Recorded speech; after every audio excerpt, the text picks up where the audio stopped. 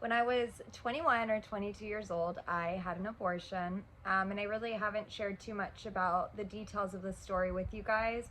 But lately, I've really just felt God impressing it on my heart to share this story with you because after I had this, I battled with so much shame and so much guilt and so much self hatred. And I just can't help but think that maybe there's somebody else that is battling with that same shame and that same self-hatred that I once battled with. And I just believe that, the Bible teaches us in Revelation that we overcome the evil one by the blood of the Lamb, by the word of our testimony. And so as I share my story, my hope is that somebody else is going to get set free from that, because I know there's a lot of talk right now about abortion, especially with the recent election. And so I think that so many times Christians that are, people who are pro-life, oftentimes they come across so passionate and so strong, and I just love that. But somebody that is not in a right place because of the pain that they've experienced might take that passion and feel condemned and feel shamed because of that. And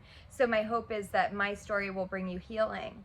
So many of you know I was in the adult film industry for 7 years of my life, and for like the last 3 or 3.5 years of me being in that industry, I actually had a pimp. I can share more about that with you guys later. That's a whole nother story about how I got involved with a pimp. But anyways, I got pregnant, and I knew before I had even missed my period that I was pregnant because I was really tender in my, breast area. And so I knew that something was going on. And to be honest, I was actually really excited. This was a very short period where I had been off drugs, and I just, was excited about the gift of life that was growing on the inside of me. And when I told him that I was pregnant, he said, "You're not going to keep the baby." And I'm like, "What do you mean?" "Yes, I am." Like, "Are you crazy? Like, this is what I want. I'm so excited. I finally get to be a mom." And he's like, "No, you're going to call Planned Parenthood. This just isn't going to work out. Like, we're not going to do this. You're not going to have this baby." There was a lot more fear and manipulation that went in with that. And, if somebody tried to place that same fear and manipulation on me now, like, I would just be like, "Get behind me, Satan." Like, that's not going to work anymore. But when I was at that age, I was at a very weak and very vulnerable place in my life, and I was easily manipulated. I really wanted to please him, and I was afraid of what might happen because he got me at a time when I was homeless. I didn't have anywhere to live, and so I was afraid of what life might look like. And so oftentimes when you have a lot of fear in your life, you're easily controlled. And so I called Planned Parenthood. I got my appointment. I went in to the doctors, and they did an ultrasound, and they said, "No, you're not pregnant." And I was like, "Yes, I am." I took a pregnancy test. I also had another appointment previously with Planned Parenthood. They took a test. I just said it's very early on. So they took a test, and again, just to verify, and they're like, "Oh, okay, you are pregnant. Maybe you have an ectopic pregnancy." I'm like, "No, like I literally just got pregnant. Like I'm only maybe a couple days past my missed period." And so they took me back into this surgical it wasn't really a room. It was like this big open, and there were just curtains that separated you from the next person. So it wasn't even a private room. And at that point, when they brought me in there, I just started bawling hysterically because this isn't what I wanted to do. This was not the decision that I wanted to make. And there was a woman that said, she was a nurse, or maybe she was a doctor. Honestly, I don't remember that part. But she said, "Is this something that you really want to do?" And I just started crying, and I said, "No." And she said, "Is somebody pressuring you to make this decision?" And I said, "Yes." And she said, "You're still very early on in your pregnancy. I suggest you go home and think about this. We'll be here for you, when you come, if you decide to come back." And so I walked out, and my pimp was in the waiting room, and he said, "That was quick. You're already done?" And I was crying, and I just said, "No, I'm not." And he goes, "What do you mean?" And I said, "They told me they weren't going to perform the surgery because I'm crying, and I don't want to do this." And he said, "Wipe your tears off your face and get back in there and get it done." And so I did what he said, and I went back in, and that same woman was there, and she just said, "This is what you want to do?" And I said, yes. And she said, okay, let's go ahead and get you in a gown and so forth. So basically what they did, they didn't really know where my, I don't know, my baby was. I mean, it wasn't formed yet. So he or she wasn't formed yet. So they didn't know where the positioning was. And so they basically just took a vacuum and stuck it up me. And it sounds like a vacuum. And just, they were like, okay, we're just gonna kind of go around here and hope that we get it. And so that's what happened. And at the end, I was just bleeding everywhere. And they said that was totally normal. I was in tears. Honestly, during and after the procedure, I felt like a piece of my soul had been ripped out of me. I started battling with like super heavy depression and suicidal thoughts. I hated myself because I honestly thought like, wow, what I just did was wrong. Like I basically just allowed somebody to murder a life that was in the inside of me, that was growing on the inside of me.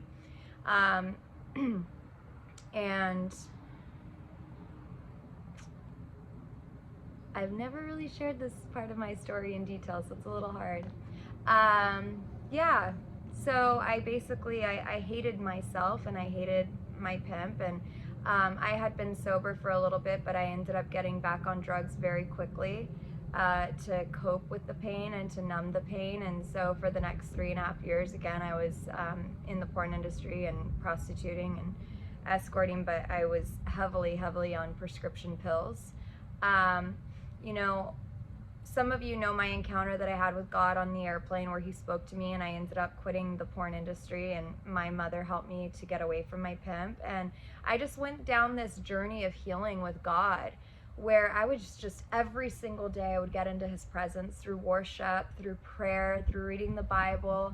And the Lord just began to pour out his presence upon me every single day. And this was that one thing that I was holding on to that I just could not forgive myself for. And one day I just had this like aha moment, this revelation, this epiphany where the Lord was expressing his forgiveness towards me. And I just thought like, wow, if our great God forgives me, who am I to not forgive myself? Am I greater than God? Like, no, I'm not greater than God, but if I'm saying that I don't forgive myself, then I am putting myself in a position where I feel like I am greater than God, and I am not. And the same is true for you, friends, that if you've gone through what I've gone through, and maybe you've had an abortion and you've been battling with that same shame and that same guilt and that self-hatred, like God forgives you. God forgives you. Like every single person on this planet has made some decisions that they are not proud of. And yes, we do have, there's consequences to our actions, right? But we shouldn't put ourselves in this mental prison where we're constantly condemning ourselves and allowing ourselves to feel ashamed. You know, oftentimes when we're ashamed of a decision we made, it's really because we fear people and we fear what people are gonna think of us. So like for me, like I was so ashamed because it's like, how could I ever tell somebody that this is what I've done? And you know, I get the pain that comes with it. Like I remember, you know, seeing my beautiful sister have my niece, and although I was so happy for her, inside I was just cringing and mourning because I was so sad that like I too should have been holding my baby in my arms. And you know, I get that pain, but it's not worth it to keep yourself there. Like there is still a bright future ahead, and sometimes we can't get to the brighter future because our minds are stuck in the past. And so friend, it's time to free yourself today. It's time to free yourself from the guilt and from the shame, and it's time to walk in the forgiveness of God. And so right now I just pray that as you begin to seek the Lord on a daily basis and he showers down his presence upon you, that you would just feel his tender loving care, that you would feel his grace, that you would feel his mercy, and that his grace and his forgiveness would set you free from not forgiving yourself. And also, if maybe your story is like mine, where you were pressured by somebody, whether it be a boyfriend or a spouse or a family member, if they pressured you to abort your child, to take your child's life, then I just pray that you could extend the same grace to them that God has for you, so that you also could forgive them.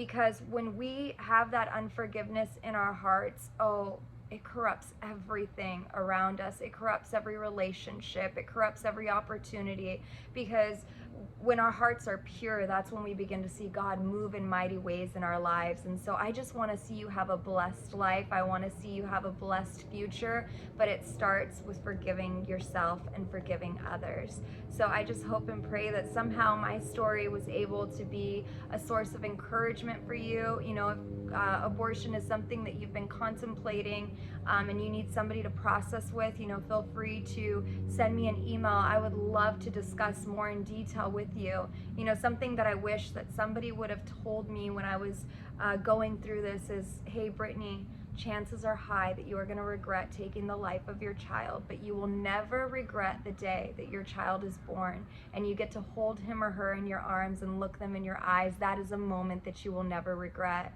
And if you just need somebody to process with, I'm here for you. And I love you, and I just pray that you have an amazing day full of healing and full of restoration. God loves you, and so do I.